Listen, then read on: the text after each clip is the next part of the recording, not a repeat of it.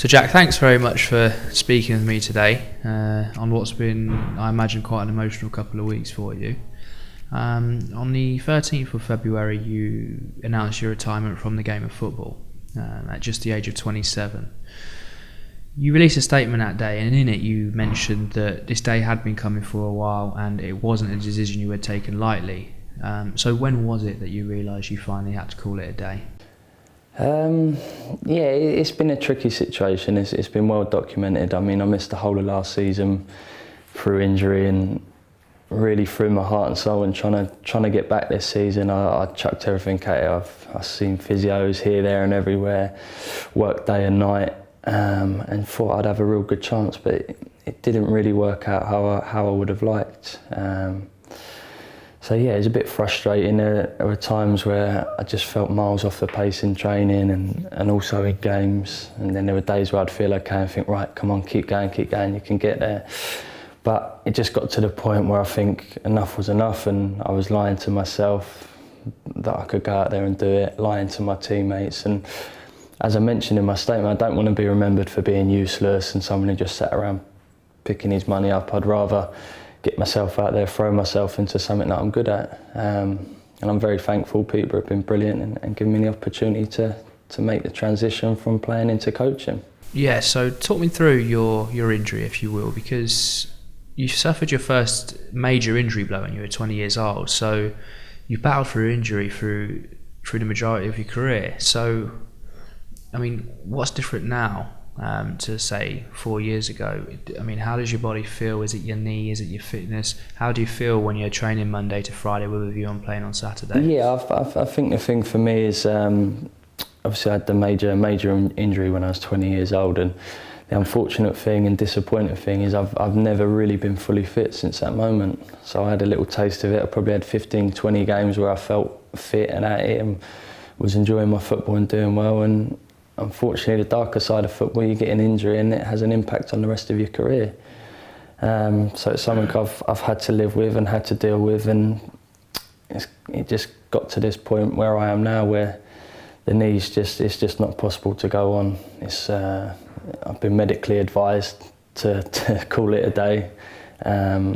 Unfortunately, I'm going to have another operation to try and help me get through the next few years. And yeah, it's just one of them things. I'd play a game and I wouldn't be able to move for 4 or 5 days. I'd be sat on my ice machine at home for 4 or 5 hours a night trying to get it right so I could get out there and take part in some sort of training. And during training I'd be struggling through, and then it'd get to a match day and I'd drive to a match and I'd be getting out of my car and I'd be struggling to walk into the stadium, let alone go out there and play. So as I said, I didn't want to be lying to myself. I'm happy that I threw everything at it to have one last go at trying to come back and trying to do what I love. But it got to the point where I just had to say, right, that's it. Enough's enough, on medical grounds, on personal grounds, and now it's time to look to the future rather than trying to chase something that's not going to happen. I just want to start at the beginning and take it back to you're a 9-year-old playing for your local district side. You get scouted, you come down for a trial, and eventually you sign for Peterborough United. Now, you've mentioned so many times how obsessed you were with the game at that time, so that must have been an incredible feeling. Yeah, it was amazing. I mean, I was that kid who had a football with him everywhere. I'd walk down the shop with a ball, I'd take a football to bed with me, I'd be up at 7 o'clock kicking a ball, waking everyone up around the house. That's the sort of person I was. And obviously to get invited into the professional football world at 9 years old was incredible, and it really opened my eyes. And I think at that age it can go one way. It can scare you or it can inspire you, and luckily for me it inspired me to want to go work even harder, throw everything at it and just try and become the best I could become. And I was very fortunate. Peterborough had a real great youth setup at the time under the guidance of Jack Collison, and obviously what I learnt then sort of stood me in good stead when I did make it at a bigger level. And I'm very thankful for all the great people I had around me and grateful for the opportunity I had. And did you think from that day, from the day you signed at Peterborough United, you thought, this is me now, I'm a footballer, I'm going to be a footballer, nothing else matters?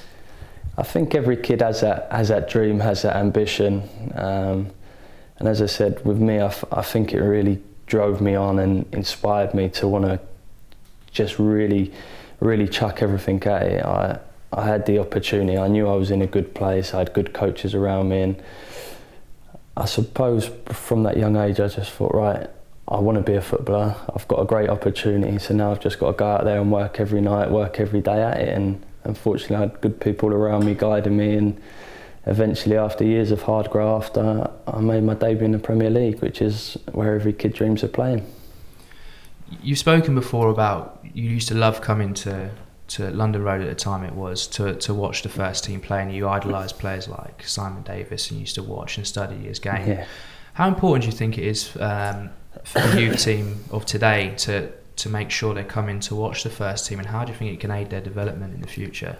I think it's massive, especially for the young boys trying to come through. This is what they want to be. They want to be playing in the first team. They want to be playing in front of a good crowd against good teams, and getting that match day experience, because no matter what level you're playing at, there's nothing quite like walking out there at 3 o'clock on a Saturday afternoon with a good atmosphere about, knowing you're going out to do a job you love. And I know from personal experience, watching the first team always inspired me, and I hope it does the same with the youth team. I know they're here every game, and we're trying to build up relationships with the first team so they still do their boots. It's not just so they can do their boots, it's so they can try and build on relationships, try and pick their brains and nick a little bit of experience just to help take them that step further on. And it's great to come down there and watch, especially as a young lad. And the first team have been exciting to watch this year. They've scored goals, played some lovely football, and okay, they've had a little bit of a sticky period last couple of weeks, but there's no doubt with the squad they've got and the people they've got in charge that they get back to where they belong. So you're at Peterborough for a couple of years, and for one reason or another their youth team disbanded. You then go on to Cambridge with a lot of the other lads. You play there for roughly 5 years, and their youth team disbanded. Yeah. But for you, in a way, that was a bit of a blessing in disguise, really, because that's when you found out that West Ham were interested. And what was it like knowing that a club like that, with an academy run by Tony Carr, who's brought through Rio Ferdinand, Michael Carrick, Joe Cole, Jermaine Defoe, Frank Lampard, what did it feel like knowing they wanted Jack Collison? It's incredible. I remember at the time when I found out Cambridge were closing down, I was heartbroken, devastated, and as you mentioned, for it to happen twice to me in 4 or 5 years, I just couldn't believe what was quite happening. But I was very fortunate. I was in quite a strong position. I had a lot of clubs sniffing around, quite a few Premier League clubs, but as soon as I knew West Ham were in the hunt and interested in signing me, there was only one place I wanted to go work with Tony Carr, the man who brought through the likes of Frank Lampard, as you said, my hero. Do you know what I mean? Joe Cole, Rio Ferdinand. It was a great opportunity, and one that was too good to turn down. And I must admit, I was really scared going there. I wasn't sure if I was quite ready to make the step, but I'm really glad I did, and I learnt an awful lot in my time there. Yeah, so you went from strength to strength, really, in the youth academy at West Ham. You captained the youth team. You then went on to captain the reserves, and eventually you were training and travelling with the first team. You were made to wait for your debut, though. Yeah. But as far as debuts go, Arsenal away, it's not too bad. No, it was incredible, and yeah, my progress was very steady, and I set myself little goals, and slowly I just bit into it and took them down. It was, yeah, as you mentioned, getting into the under-18s team and captaining the 18s and the reserves, and then travelling with the first team. And it was great to be in and around the squad at that time, and I'm very thankful to Alan Pardew, who was really good with the young players and tried to make us feel part of it. And at times, yeah, it was frustrating travelling week in, week out and not making it on the bench or not getting on the pitch. But when my debut finally did come, as you mentioned, what a fantastic arena to make it in at the Emirates against Arsenal, go on and play against Cesc Fabregas. I mean, it doesn't get much better than that, does it? And yeah, for a young kid growing up, it was perfect, really.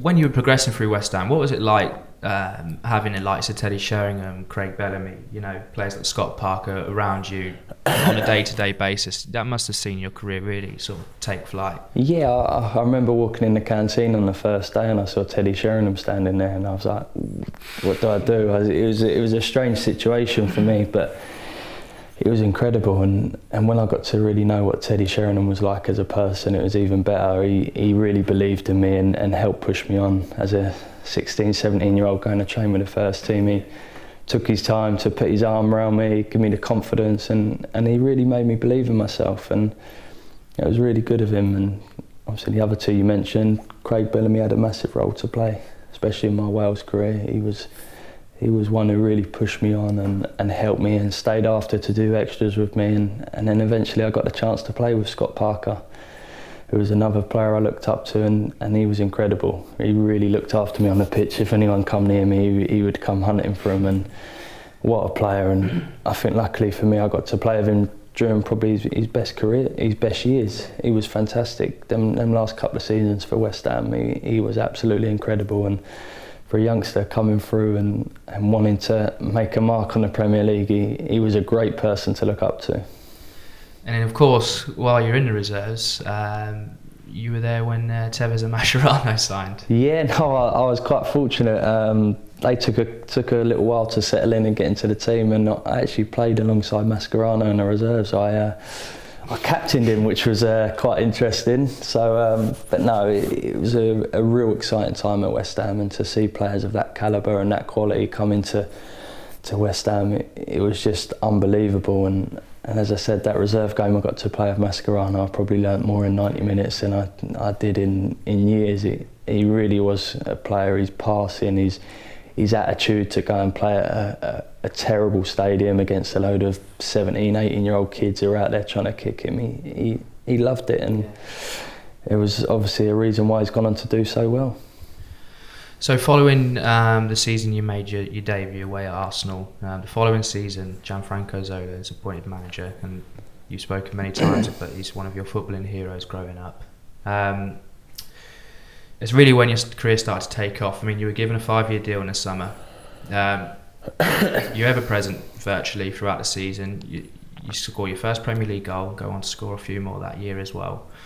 But it was also that season where you suffered your first major injury. So what was that season like? I mean, it must have been incredible, marred ever so slightly by that injury. Yeah, it was great for me. I remember the buzz around the training ground when Zola come in, and what a player and what a person to lead you. And what was even better, when he come in, he was an even more impressive man than he was a footballer. He took time to care for everyone, the youngsters, the tea lady. He got a real good feel factor around West Ham, which was much needed at the time, I think. And some of the stuff he would do in training was just an absolute joy to watch. And eventually he gave me my chance and gave me a good run of games in the first team, which I'm very grateful for, and hopefully I repaid him with a couple of good performances, a few goals here and there. And as you said, everything was going really well, really enjoying my football, playing week in, week out in the Premier League, regular for Wales as well. And then all of a sudden I pick up a big injury,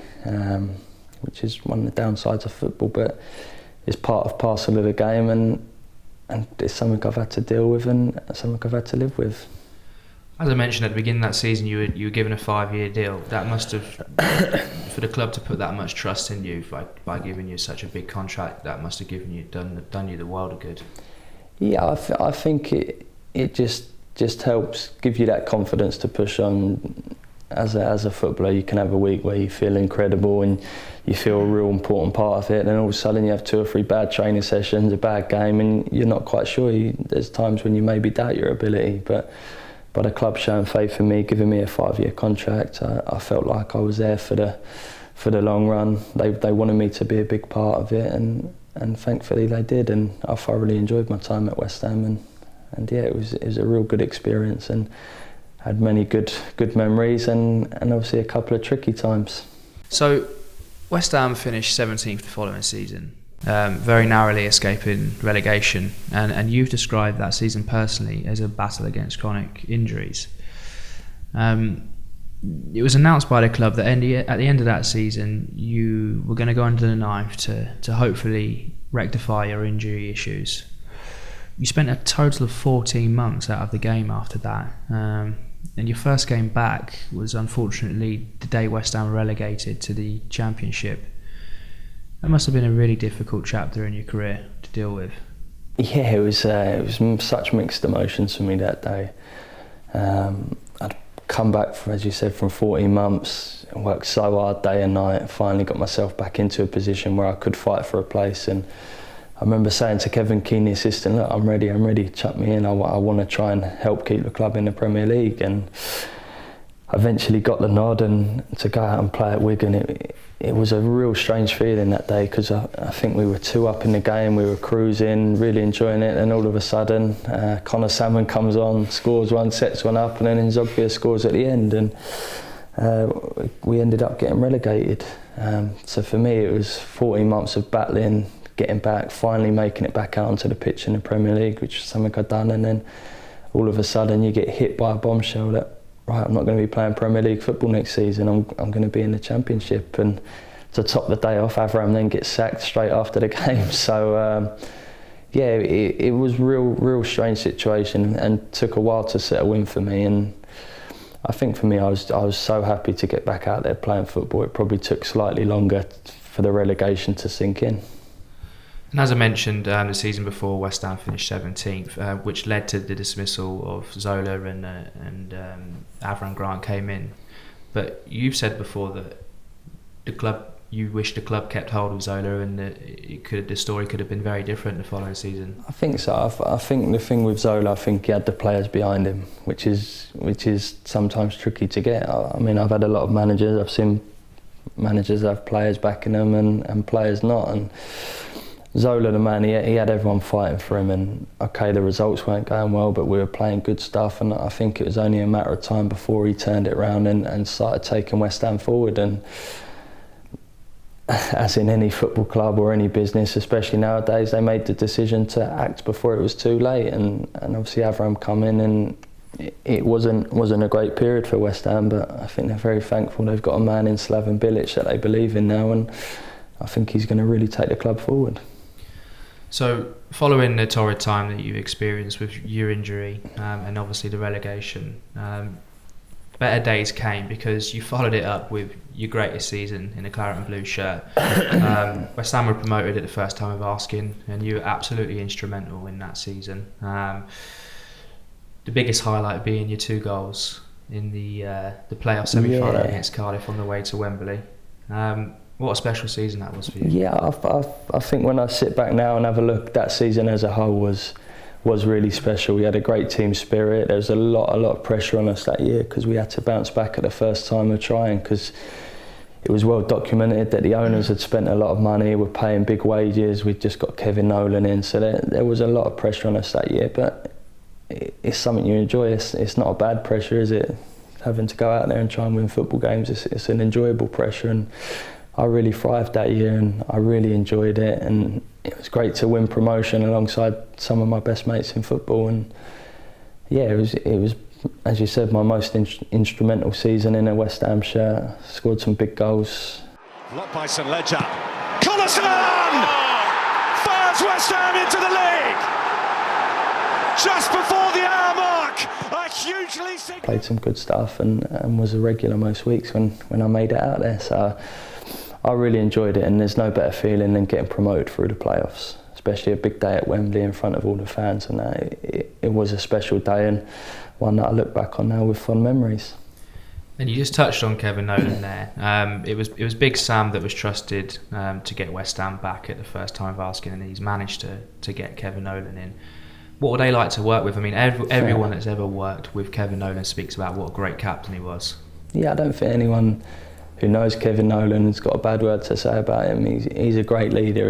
He's Big Sam's voice on the pitch. He set such high standards. I think he had a massive role to play in us getting promotion, and obviously West Ham going on to do so well in the following seasons. He had a great aura around him. He brought the boys together. He scored important goals. He was just a real good character to be in and around, and I think he was part of the reason why that season was so enjoyable for me personally. And he didn't have a bad career either, did he? And I've scored some important goals, and especially that year, him and Vazte come in and made a big impact. But I think it was just meant to be, and I'm still good mates with Kevin Nolan now, and obviously I wish him well at Leyton Orient.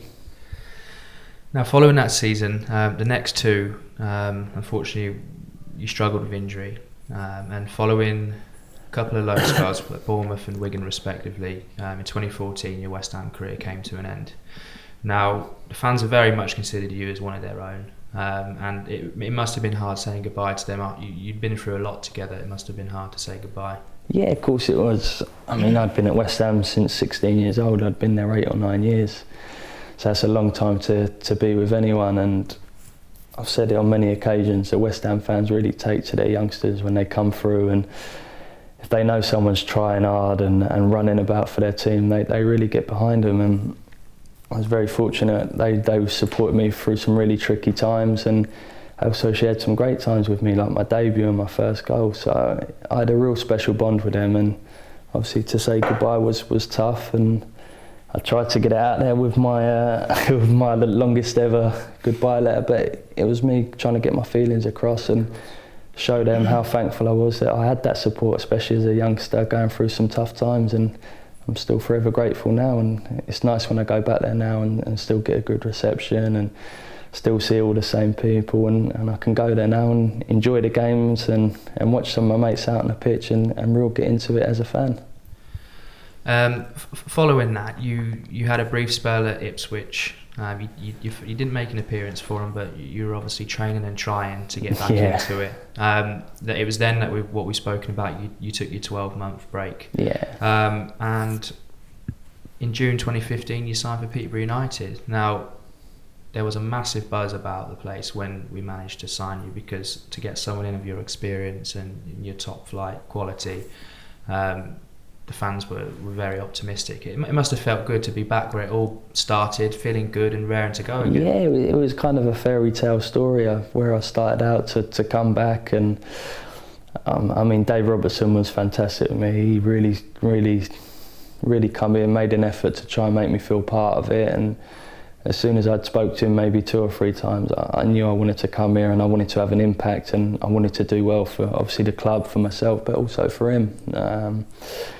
As I said, it's unfortunate it hasn't worked out how I would have liked. Obviously I'd like to be having a big impact on the first team now, playing well week in, week out, but it's not to be. And I'm lucky I can look myself in the mirror and say I tried my hardest, I gave it my all, and I think in life is, if it's not meant to be, it's not meant to be. And it's unfortunate, it's hard not to go out there and know you're going out there to play football every weekend, but I'm straight into something that I really love doing, and the passion for football's still there, it's just in a different capacity.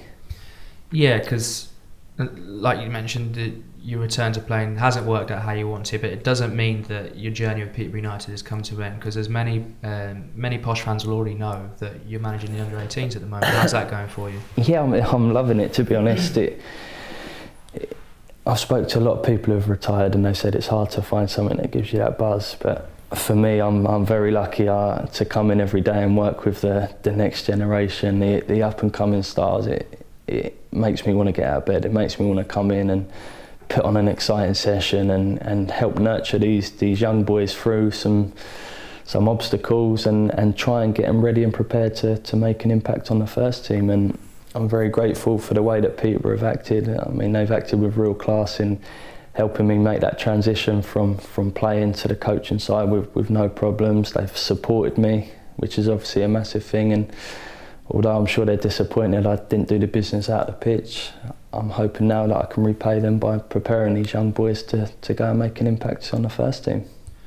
And you're through to a cup final already, so you're not doing too bad. Yeah, it's been great. I must say that the youngsters have been really good with me, alongside Kieran Scarf and Ryan Semple. They've really helped me along my journey. Obviously I'm fairly inexperienced in terms of coaching, but what I think I can bring is an experience from going through what these young boys are going through. I've been a youngster at a club trying to make my mark on the first team, trying to fight my way through, and I think where I'm fairly new out of the game, I still understand a lot of what's going on. So I'm hoping I'll improve, and I'm hoping they'll improve, and it would be a match made in heaven. And as I said, we've got some real exciting young players. A couple of sort of knocked on the first team door. I know Leo's been in and around it quite a lot, and I'm really excited for 1 or 2 of them to take that next step and get their debut. And I think I'll just get just as much enjoyment out of that as I would going out there and playing myself. I just want to touch on your Wales career very quickly, because obviously it must have been, you know, a proud moment when you made your debut for Wales. But what I want to know is, was England ever in your thoughts? Did you ever think about representing England? I think for me, Wales come in at a time when England weren't really on the cards. I weren't playing in the first team, and Brian Flynn made a real big effort to come down and try and get me involved in the Wales setup. And obviously, being born in England, it was should I, shouldn't I, but as soon as I went down there and saw the setup and saw the enthusiasm that they had for me, there was no way I wasn't going to do it. And I loved my time playing for Wales. I had some great trips, played in an amazing under-21 squad, and half of them now are doing it on the big stage for the full international team. And it's really great to see the way that Wales have moved forward as a country and as a footballing force, because they always had some exciting players. There was always talk about this young crop coming up and making a mark, and now it's great to see them all doing it. So let me get this right. You're managing the under-18s at the moment. You're completing your badges as well. You've got your own soccer school, Jack Collison Soccer School. And you're also studying a media degree in sports writing. So it's fair to say you've got a lot going on at the moment. If I was to use the old cliche and say, what do you want to be doing in 5 years' time? Where will Jack Collison be? What do you think you'll say? That's a tricky question.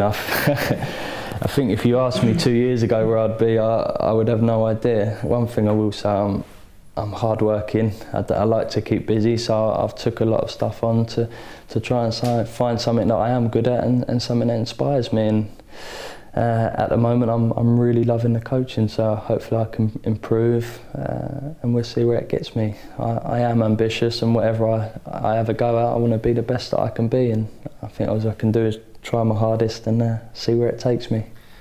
Do you see yourself managing top-level first team?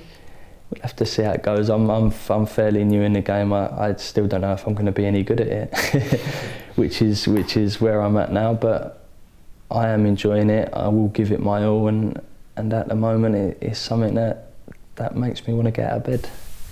Well, Jack, thanks again for speaking with me today. It's safe to say that your career's been one hell of a journey. You'll always be remembered as someone that put everything on the line for the team you represented, regardless of your personal circumstances at the time. Throughout your career, you thanked many people, the medical staff, your family, your friends, your colleagues. But I think I speak for a lot of people now when I say thank you for the memories that you've given us so far, and we're all very excited to see what the next chapter of Jack Collison unfolds. Thanks very much. Thanks. Cheers.